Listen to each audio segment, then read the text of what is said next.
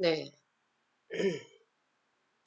이번에는 음악산업진흥에 관한 법률 다음에 영화 및 비디오물 진흥에 관한 법률 한번 볼게요. 뭐, 목차는 거의 비슷합니다. 정의, 업태, 인허가, 영업자 준수사항, 등급 분류.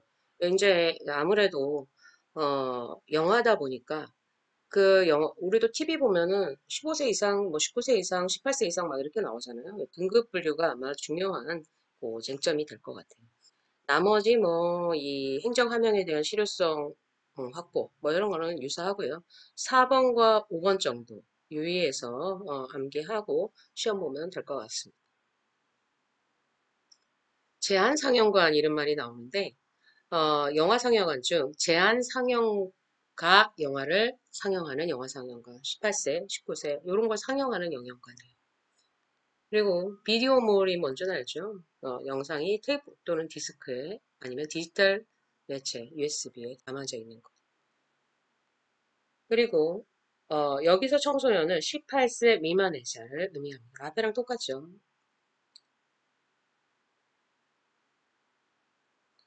영화업이라 함은 제작, 수입, 배급을 모두 포함한다. 비디오물이라는 건 제작, 배급, 시청 제공업을 포함한다. 비디오 감상 실업도 포함되는 거죠.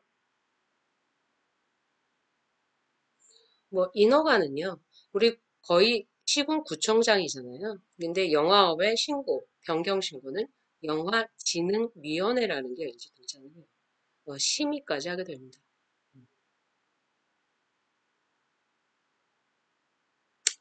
그래서 요 인허가의 3요소 신고하고요.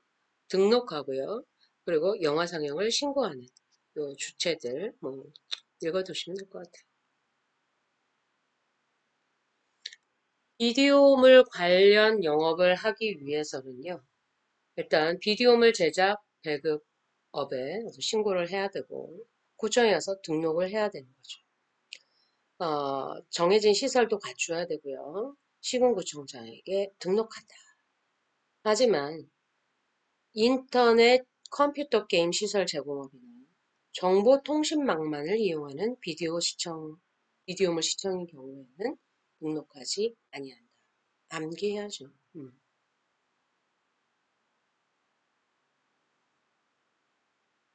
그리고 여기에서도 대인적 제한, 대물적 제한, 행정법 내용이기 때문에 동일해요. 영업의 폐쇄명령, 등록 취소 처분을 받은 후 1년이 경과 안 했어요? 그럴 때는 어떻게 해요? 거기서 똑같은 거 못하죠. 그리고 그 사람은 자기가 취소 처분을 받았으면 개업 못하는 거죠. 그걸 대인적 제한, 대물적 제한이라고 합니다. 네. 그리고 영업자가 변경된다거나 소재지가 변경된다거나 상호가 변경되거나 면적이 변경되는 경우에는 어, 신고를 해야 되죠.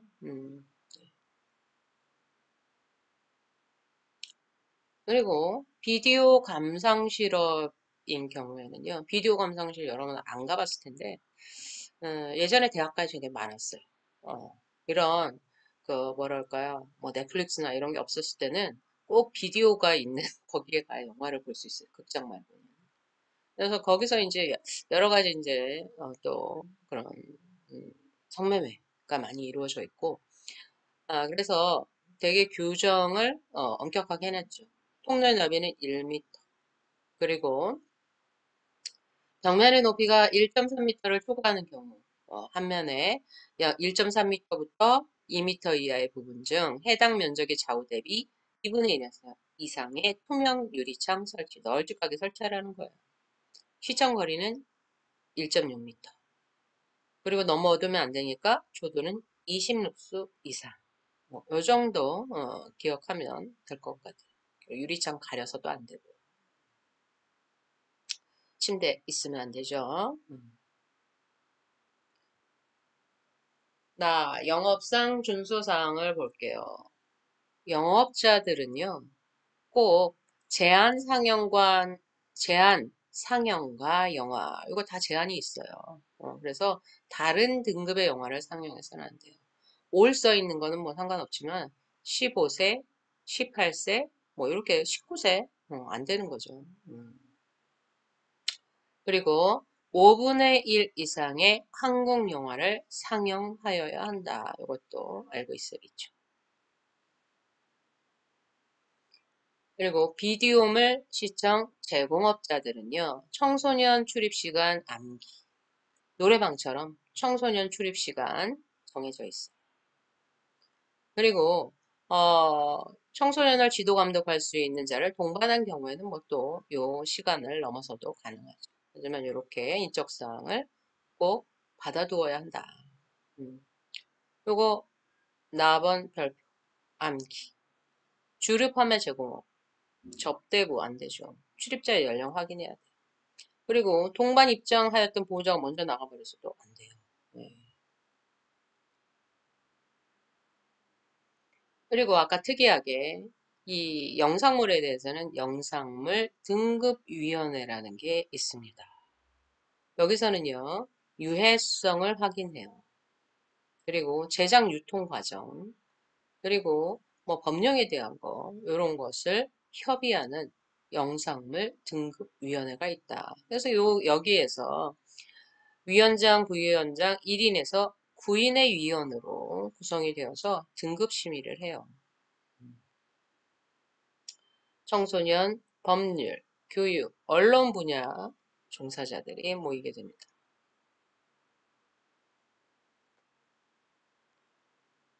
그리고 영업자 준수사항이 있어요.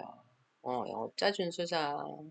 꼭 아까 말한 영상물 등급위원회로부터 상영 등급 분류를 받아야 하고 그게 전체 관람가인지 12세인지 15세인지 관람 불가인지 제한 상영판지 요거 등급에 맞는 걸 골라서 상영해야 된다.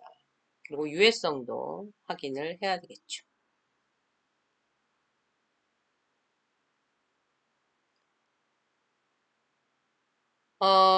특히 제한 상영과 영화 이거는요. 그 제한 상영 그 영상물에 대해서 허가받은 사람, 허가받은 장소에서만 상영할 수 있어요.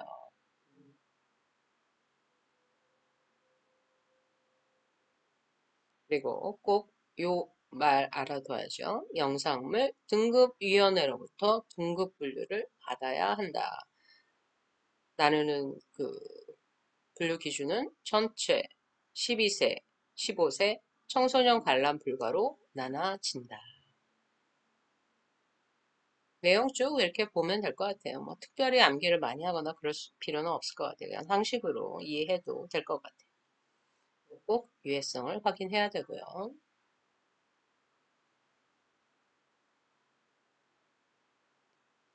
그리고 등급 미필 비디오물을 상영했는데 그 내용이 음란물이면 여기에 더 추가되죠. 형법상 음악 반포죄가 추가된다. 발표하고 암기를 해주시기 바라요. 등급 분류는 꼭 통지를 해야 합니다.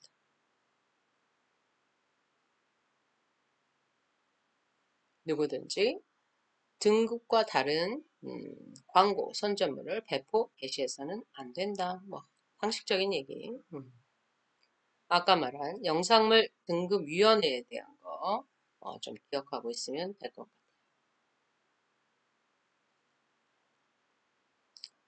그 심의 내용, 그러니까 등급 분류의 기준으로 선정성, 폭력성, 대사, 공포약물, 모방, 위험 이런 것들이 청소년이나 그 나이대의 시청자들이 시청해서 위험성이 있는지 여부를 영상물 등급위원회에서 판별을 합니다. 그래서 이렇게 어, 제한 상영과 등급을 받게 되면 그 정해진 장소에서만 상영을 해야 되죠. 이건 뭐냐? 선정성, 폭력성, 사회적 행위 등이 표현이 너무 과도해요.